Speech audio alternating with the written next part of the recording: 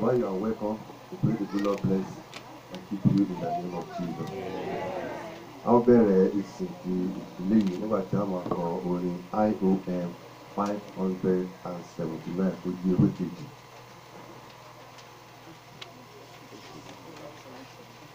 $576.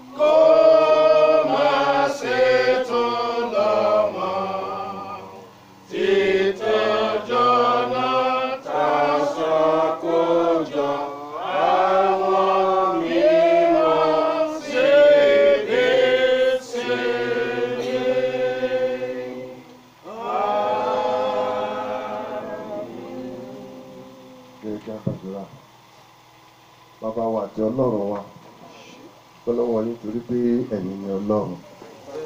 A dúpẹ́ torí pé ẹ̀yin ni ìpìlẹ̀, ẹ̀yin ni òpin gbogbo. Pẹ́ fún ayọ̀ ọjọ́ òní, a pẹ́ fún oore ọ̀fẹ́ náà.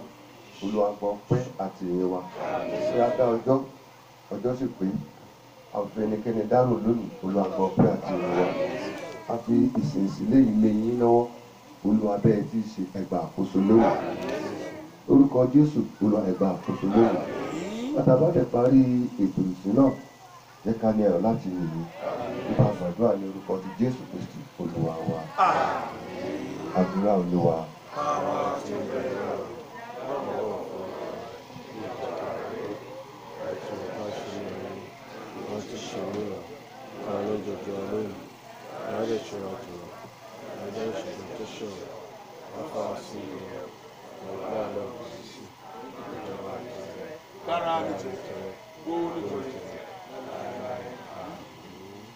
Ẹ jẹ́ ká jókòó. Okay, Psalm 126. Ìwé orin Dáfídì, ẹ jẹ́ ká dìde dúró. A máa kà á ní àkàgbà. Psalm 126. Ìwé orin Dáfídì, orí ìkẹrìndínláàádóje. Psalm 126. Nígbà tí Olúwa mú ìkólọ Síónì padà, àwa dàbí ẹni tí ń lá àlá.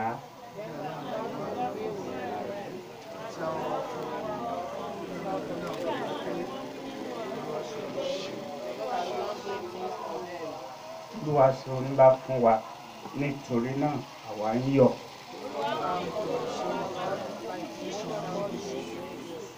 Àwọn tí ń fi omijé fún irúgbìn yóò fi ayọ̀ ká.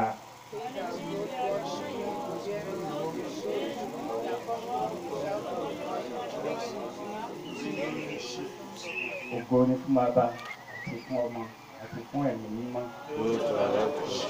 Bẹ́ẹ̀ ni sí i, bẹ́ẹ̀ ni ó sì máa rí ní ìgbà gbogbo. Ṣé àìdẹ́gbẹ̀rẹ̀? Jẹ́ ká jókòó. Ẹ̀kọ́ kíkà fún ìsìn ọ̀wọ̀ yìí ó láòrè nínú ìwé Àìsáyà orí ìkarùndínláàádọ́rin bẹ̀rẹ̀ láti ẹsẹ̀ kọkànlélógún.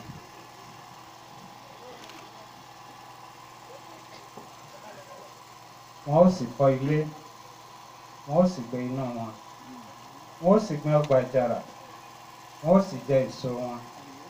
Wọn kì yóò kọ́ ilé fún ẹlòmíràn láti gbé, wọn kì yóò gbìn fún ẹlòmíràn láti jẹ. Nítorí gẹ́gẹ́ bí ọjọ́ igi ni ọjọ́ àwọn ènìyàn mi rí. Àwọn àyànfẹ́ mi yóò sì di ìpà sí ọwọ́ wọn. Wọn kì yóò ṣiṣẹ́ lásán, wọn kì yóò bímọ fún wàhálà. Nítorí àwọn ni irú alábùkún fún Olúwa àti irú ọmọ wọn pẹ̀lú wọn. Yóò sì ṣe pé kí wọn kí ó tó pè, èmi ó dáhùn. Àti bí wọ́n bá ti ń sọ̀rọ̀ lọ́wọ́, èmi ó gbọ́. Èyí ni ọ̀rọ̀ Olúwa. Praise the Lord. Ẹ̀yin Olúwa lógo. Tayọ̀tayọ̀ la fi kí yín pé àpò ojúmọ́ lè ní o. Àpò ayọ̀ ìní o. Ayọ̀ náà á bá wa kalẹ́kalẹ́ o. Ojú Olódùmarè kò ní fi wá sílẹ̀ o. Inú wa dùn lọ́pọ̀lọpọ̀ láti darapọ̀ mọ́ yín lónìí nínú ìjọ yìí láti wá ṣe iṣẹ́ pàtàkì yìí èyí tí Ọlọ́run ti pàṣẹ oore ọ̀fẹ́ màmá wa Fálọpẹ́ àti ẹbí rẹ̀ láti gbé kalẹ̀. Kò sí irú ọpẹ́ tá a lè dú lónìí tí yóò tó ohun tọ́lọ́run yóò ṣe fún wọn nípa eléyìí torí ènìyàn kì í sin Ọlọ́run lásán. Mo kí gbogbo àwọn àlùfáà wa káàbọ̀ láti gbogbo ibi tí wọ́n ti wá àti ẹni tí a fi ṣe alákòóso agbègbè yìí. Mo gbàdúrà pé ìmọ̀ Ọlọ́run kò ní dágbére fún wa o. Ìjọ Ọlọ́run ní ìyẹn kú oríire o. Oríire náà yóò bá yín kalẹ̀ o. Ẹ máa rí ìbùkún gbà o. Ẹ máa rí àánú gbà o. Tá a bá tún fojú wo sáàmù tá a kà fún wa yìí, a ó rí i pé ó ṣe àkójọpọ̀ ohun tá à ń ṣe lónìí. Nítorí pé lẹ́yìn tí Ọlọ́run ran màmá wa lọ́wọ́ àtẹ̀bí wọn tí wọ́n kọ́ chọ́ọ̀chì yìí fún wa, ó dàbẹ̀ nípa tún fọgbọ́gbọ́n gbé àjàgà ilé àlùfáà lé wọn lórí pé bá tẹ́ ti ṣerú eléyìí kalẹ̀ ẹ kúkú ṣiṣẹ́ náà láti tán.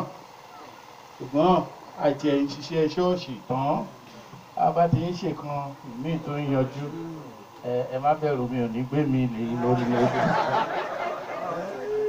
Wọ́n dúpẹ́ lọ́wọ́ Ọlọ́run pé ọwọ́ tó bẹ̀rẹ̀ ó parí ẹ̀ láyọ̀ àtàlàáfíà. Dúpẹ́ lọ́wọ́ Ọlọ́run pé Ọlọ́run pèsè fún màmá wa àti ẹbí wọn. Kì í ṣe pé wọ́n ti ní ànító àti àníṣẹ́kù pátápátá, ṣùgbọ́n àwọn tìkára wọn náà wọ́n ń tiraka ni. Ṣùgbọ́n nǹkan ló dá mi lójú pé bí wọ́n ṣe ń ṣe l'Olúwa ń bùkún wọn. Sáàmù tá a kà yìí ó ṣe àkójọpọ̀ ohun tá à ń ṣe lẹ́nu. Nítorí pé ojú ìsáàmù sọ fún wa ó yẹ kó jẹ́ ẹ̀kọ́ ńláńlá fún wa pé Ọlọ́run ti ṣe ńlá fún wa, àwa ṣe kí ni ó ńlá l'Olúwa ṣe fún wa yìí nínú kòsíkòsí yìí láyé òde òní. Olúwa ṣe léyìí fún wa lọ́fẹ̀ẹ́ lófò, ògo f'Ọlọ́run lókè ọ̀run. Bá a gbàdúrà fún màmá wa, bá a gbàdúrà fún màmá wa fún iṣẹ́ tí wọ́n ṣe yìí, Olúwa yóò bùkún wọn. Nítorí pé ìlérí Ọlọ́run ó wà fún oníkálùkù wa nínú ọ̀rọ̀ mímọ́ Ọlọ́run. Ìdí nìyí tó fi dáa kí a máa rántí láti máa ṣiṣẹ́ fún Ọlọ́run nígbà gbogbo. Ọlọ́run sọ pé òun kì í ṣe Ọlọ́run tó ń gbàgbé iṣẹ́ wa tá a bá ń ṣe fún òun tìkára rẹ̀. Òun ni Ọlọ́run tí máa ń san fún wa jù bá ti mọ̀ béèrè lọ. Bàbá wo nu Psalm 91 tó jẹ́ pé sáàmù tó máa ń fún mi láyọ̀ nínú ọ̀pọ̀lọpọ̀ àwọn sáàmù. Ó sọ ọ̀pọ̀lọpọ̀ ọ̀rọ̀ síbẹ̀ tá a tún lè mú ká fi wé ní tá a tún sọ fún wa nínú ìwé Hébérù orí 6 àti ẹsẹ̀ 10. Kábọ̀ ká ti sáàmù yìí, Psalm 91 yìí, nítorí pé èdè Gẹ̀ẹ́sì ló wà, nítorí pé ó ní ìfẹ́ rẹ̀ sí mi. Nítorí náà, èmi ó ṣe kí ni? Èmi ó ti ṣiṣẹ́ kí ni? Èmi ó ti ṣe kí ni? Nítorí pé ó ti ṣe kí ni? Ó ní nígbà tí ó bá pè mí, èmi ó ṣe kí ni? Èmi ó ti ṣe kí ni? Èmi ó wà pẹ̀lú rẹ̀ nínú wàhálà. Èmi ó ti ṣe kí ni? Èmi ó sì ṣe kí ni? Pẹ̀lú kí ni? Ẹ̀mí gígùn. Èmi ó ṣe kí ni? Èmi ó fi tẹ́ ẹ lọ́rùn. Tá bá ka gbogbo àwọn ìlérí tó wà ńbẹ̀ kò dín ní 8 Ọlọ́run ṣe fún àwọn tó bá ní ìfẹ́ rẹ̀ sí òun. Kí sì ni ìfẹ́ sí Ọlọ́run? Ìkannú ẹ̀ nìyí. Èyí tá a ṣe lọ́jọ́ sí ni. Iṣẹ́ ẹ̀sìn tòótọ́ àtọkànwá ó tún jẹ́ ìmí. Iṣẹ́ àánú ó tún jẹ́ ìmí. Iṣẹ́ àti ràn ọmọnìkejì lọ́wọ́ ó tún jẹ́ ìmí. Iṣẹ́ àti máa dàgbàsókè ní ti ẹ̀mí ó tún jẹ́ ìmí. Iṣẹ́ àti máa ṣe ìgbọràn sí ọ̀rọ̀ àti òfin Ọlọ́run ó tún jẹ́ ìmí. Gbogbo ẹni bá ní ìfẹ́ rẹ̀ sí Ọlọ́run, ẹ wò kò dín ní ìbùkún oríṣi 8 tá a fi ṣe ìlérí fúnra ẹni bẹ́ẹ̀. Màmá wa, ó ti rí bẹ́ẹ̀ fún yín o. Yóò máa rí bẹ́ẹ̀ fún yín o. Yóò máa rí bẹ́ẹ̀ fún àwọn ọmọ wa. Yóò máa rí bẹ́ẹ̀ fún gbogbo wa o. Ẹni bá ní ìfẹ́ rẹ̀ sí Ọlọ́run tó ń sin Ọlọ́run lójú méjèèjì, tó ń fi ohun ní rẹ̀ sin Ọlọ́run lójú méjèèjì, ó ní ohun gbogbo wọ̀nyí lèmi ó ṣe fún. Tá bá wo inú ìwé Hébérù orí 6 ẹsẹ̀ 10 ẹ bá ní kà á. Nítorí Ọlọ́run kì í ṣe aláìṣòótọ́. Ọlọ́run kì í ṣe aláìṣòdodo. Tí ó fi gbàgbé iṣẹ́ yín. Tí ó fi gbàgbé iṣẹ́ yín àti ìfẹ́ tí èyí fi hàn sí orúkọ Ọlọ́run la kọ́ ilé yìí o, kì í ṣe sí orúkọ ènìyàn, sí Ọlọ́run ẹ̀ka nípa iṣẹ́ ìránṣẹ́ rẹ̀ tẹ́ ẹ ṣe fún àwọn èèyàn mímọ́, tẹ́ ẹ sì ṣe é, tẹ́ ẹ ṣe sí àwọn èèyàn mímọ́. Mama, whether you like it or not, ẹ̀bùn yìí sí àwọn èèyàn mímọ́ ni wọ́n ti bíbélì ṣe ṣàpèjúwe ìjọ yìí nìyẹn. Ẹ̀yin ni àwọn èèyàn mímọ́ tọ́lọ́run rán màmá wa sí láti kọjú sí iṣẹ́ lóore. Ọ̀rọ̀ ńlá lélẹ́yìí o.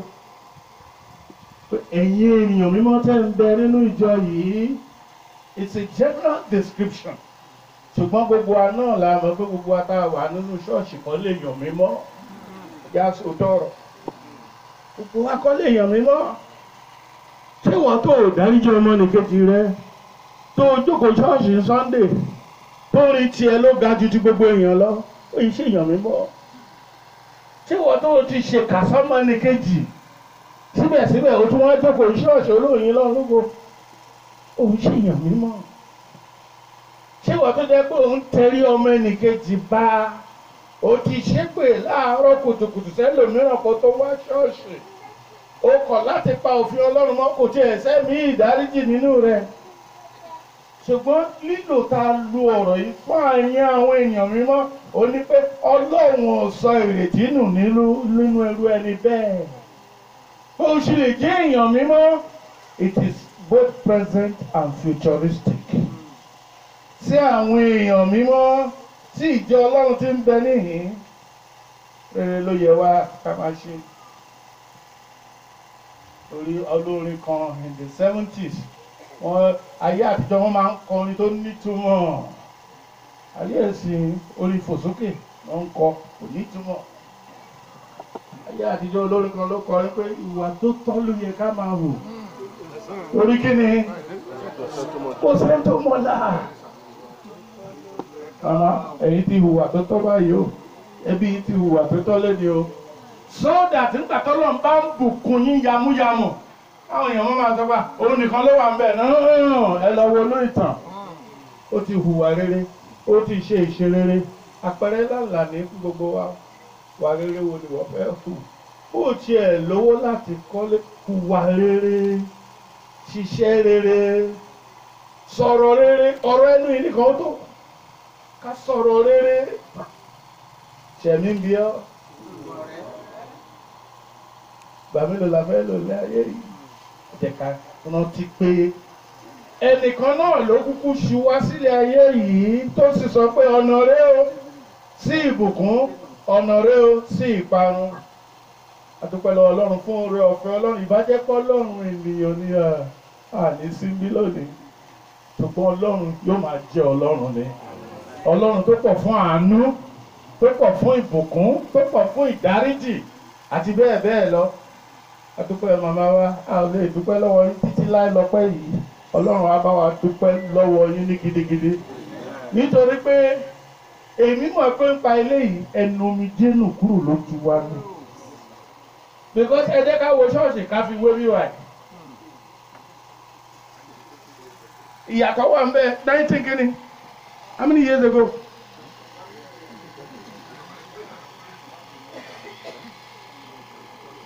Kan tó bí mi lọ ti kọ́ mi báyìí ẹ jẹ́ ká tẹ́tù ọ̀bẹ yẹn kan tó bí mi lọ ti kọ́ mi báyìí káwò wọ́n pọ̀ síra wọn ẹ̀rí pé ògo Ọlọ́run ẹwà Ọlọ́run ó ti búyọ láàrin wa Ọlọ́run ṣe ńlá fún àwa ṣé kí ni ẹ tún ti ní ogún kú ogún nínú ìjọ yìí ogún rere ni tó bá ti ń dúpẹ́ lọ màmá ẹ jẹ́ ká wá tọ́ka síṣẹ́ kan tó ń bẹ ńlẹ̀ fún wa ìkíní náà kí n tó tọ́ka síṣẹ́ náà irú ilé báyìí a gbọ́dọ̀ máa ṣètọ́jú ẹ̀ dáadáa inú mi dùn gbà tí mo dé tí mo rí fúláwà tó hù dáadáa ṣùgbọ́n irú ilé báyìí ẹ jẹ́ ká máa ṣètọ́jú ẹ̀ dáadáa ogún wa ni ogún rere ni ká máa ṣètọ́jú ẹ̀ dáadáa ẹlẹ́ẹ̀kejì ni pé ẹ jẹ́ ká pa ogún wa mọ́ ká pa á mọ́ yóò mọ̀ bóyá Yorùbá mi yẹn kọ́ rẹ ká pa á mọ́ ní ká tọ́jú ẹ̀ ká dáàbò bò ó ibi báyìí yóò ní fẹ́ǹsì o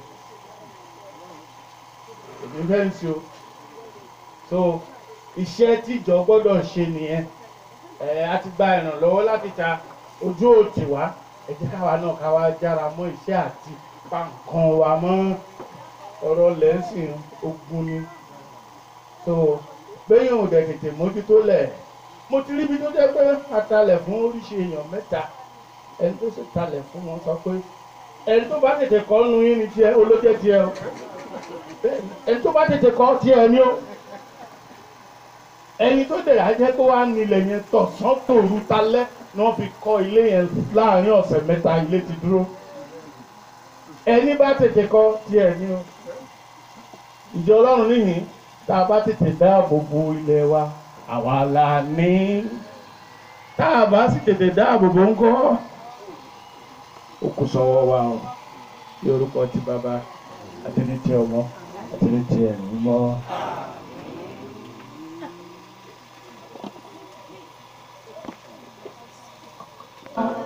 Ọlọ́run ọba ọ̀gá láyé ẹ ṣé bàbá ọpẹ́ ló yẹ ọ́.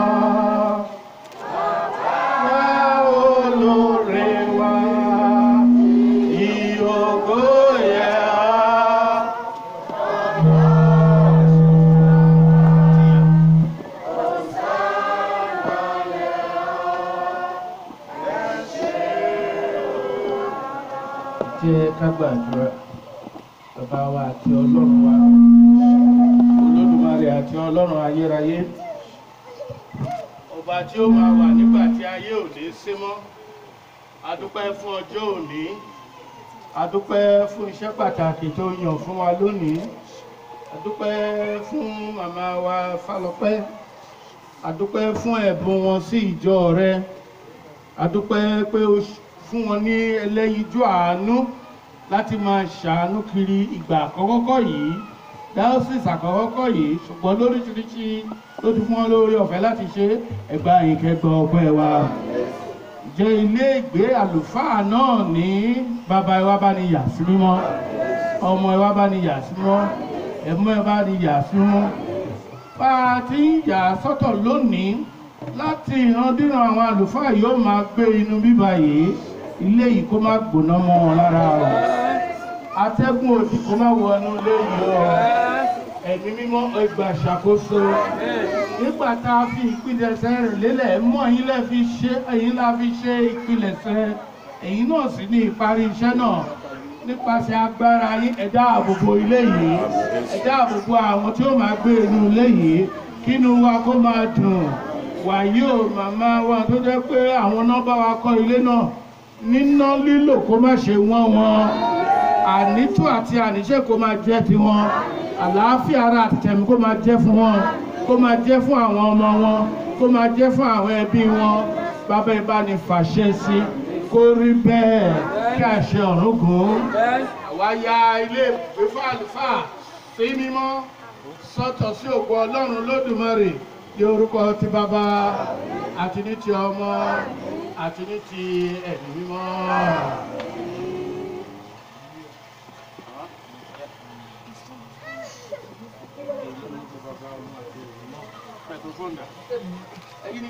Lórúkọ bàbá àti ní ti ọmọ àti ní ti ẹ̀mí mímọ́. Àmín.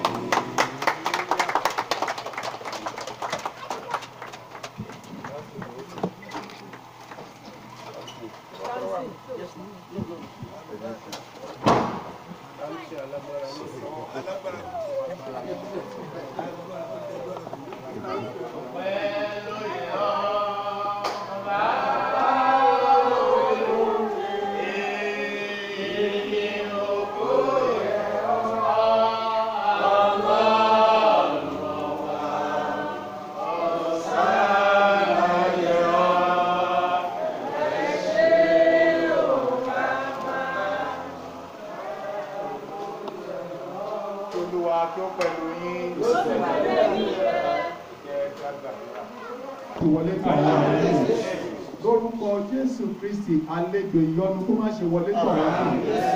Ní yàrá ìgbàlejò yìí lórúkọ Jésù afẹ́fẹ́ òdì kó má ṣe fẹsẹ̀ rẹ̀. Ìwàláyé agbára rẹ, ìwàláyé ògo rẹ, Olúwa kó máa dáàbò bò wọ́n nílé. Ògo ni fún orúkọ rẹ. Aya yàrá ìgbàlejò yìí sí mímọ́ ní orúkọ ti bàbá àti ní ti ọmọ àti ní ti ẹ̀mí mímọ́. Ọ̀rọ̀ alágbára gbé yín ga fún yàrá tí àwọn ọmọ rẹ máa sùn gẹ́gẹ́ ọkọ àti aya. Olúwa ya yàrá ìsinmi mímọ́. Ìran ibi aláìbí ẹ̀ní ńlá ní bíbá. Wọ́n ní ti yàrá ìbí òkú ní jáde. Gbogbo agbára kí agbára tó lè fẹ́ ṣe lòdì sí láti da yín níjà, adójúkọ wọn, aṣọ wọn di aláìlágbára. Ẹ wà ní báyìí lórúkọ Jésù Kristi. Ìran nípa ìtẹ̀síwájú, ìran nípa àṣeyọrí, òun lẹ́wọ̀n àrí lórúkọ Jésù. Ní bíbá ẹ̀ ní ti ojú oorun dójú ìlú, ẹ̀ ní ti ipò àlàdé ipò àìsàn. Ipá òkùnkùn ní borí yín. A rí yín sínú ẹ̀jẹ̀ Jésù. Bẹ́ẹ̀ ti máa sùn rí báyìí. Ní orúkọ Jésù kó rí bẹ́ẹ̀. Ní orúkọ Ọlọ́run Olódùmarè á ya yàrá yìí sí mímọ́ ní orúkọ ti bàbá àti ní ti ọmọ àti ní ti ẹ̀mí mímọ́. Gbígbóná epo gbígbóná pẹ̀lú ìdájọ́. Àmín. Ẹ̀ẹ́dì jẹ májèlé. Àmín. Gbogbo oúnjẹ tó bá jáde ìyá máa ṣara yín lóore. Àmín. Lórúkọ bàbá. Àmín. Àti ní ti ọmọ. Àmín. Àti ní ti ẹ̀mí mímọ́. Àmín. Praise the Lord. Ọ̀gá yàn lóko fún yàrá yìí tí a ó ti máa jẹ oúnjẹ tí a bá sè nínú ilé ìdáná. Olúwa gba ọpẹ́ wa. Àmín Jésù. Abẹ́ Ọlọ́run Olódùmarè bí àwọn ọmọdé ó ti máa jẹ ní ìyìn lórúkọ Jésù Kristi Olúwa darapọ̀ pẹ̀lú. Àmín. Bàbá bẹ̀ ọ́ nínú ìyọ́nú ìfẹ́ rẹ oúnjẹ èyí tí ó pa wọn lórí má jẹ́ wá sórí Àmín o. Mo bẹ̀ ọ́ okun àti agbára tí wọ́n máa rí nínú oúnjẹ náà jẹ́ kó jẹ́ fún ìtẹ̀síwájú iṣẹ́ rẹ̀. Aya yàrá yìí sí mímọ́ lórúkọ ti bàbá àti ní ti ọmọ àti ní ti ẹ̀mí mímọ́.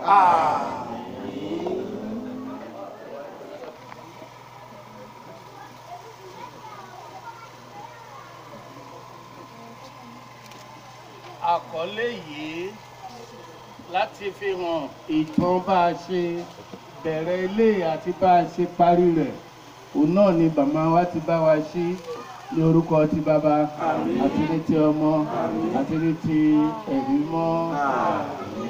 To the glory of God, the foundation laying ceremony of this vicarage was laid by us on Friday, 3rd July 2015.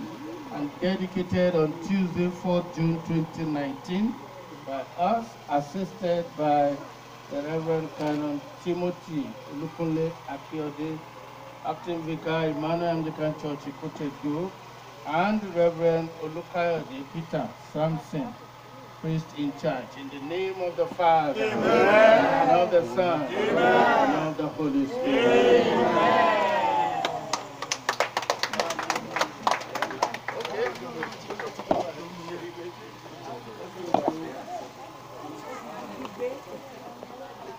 Gbàdúrà fún yín wọ́n máa ń sọ wípé you will not lose your relevance lórúkọ Jésù Kristi wọ́n á ní you will continually be relevant and that will be your portion in the name of Jesus. Adúpẹ́ gidigidi sà a sì fẹ́ dúpẹ́ lọ́wọ́ Ọlọ́run fún grandma ọ̀pọ̀lọpọ̀ ìgbàlá máa ń jà ìjà dáadé máa ń jà ìjà sí ọmọ ni adúpẹ́ lọ́wọ́ yín mà. Mo máa ń sọ fún wọn wípé a lè dúpẹ́ tán ṣùgbọ́n Ọlọ́run ni ó bá wa dúpẹ́. Mo sì gbà náà àdúrà lórúkọ Jésù Kristi ọjọ́ alẹ́ yín àdàlẹ́ lórúkọ Jésù. Lórúkọ Jésù Kristi ẹni rí ìbànújẹ́ lọ́jọ́ alẹ́ lórúkọ Jésù a máa rí yín bá. A sì fẹ́ dúpẹ́ lọ́wọ́ Ọlọ́run ọ̀pọ̀lọpọ̀ àwọn èèyàn kan ló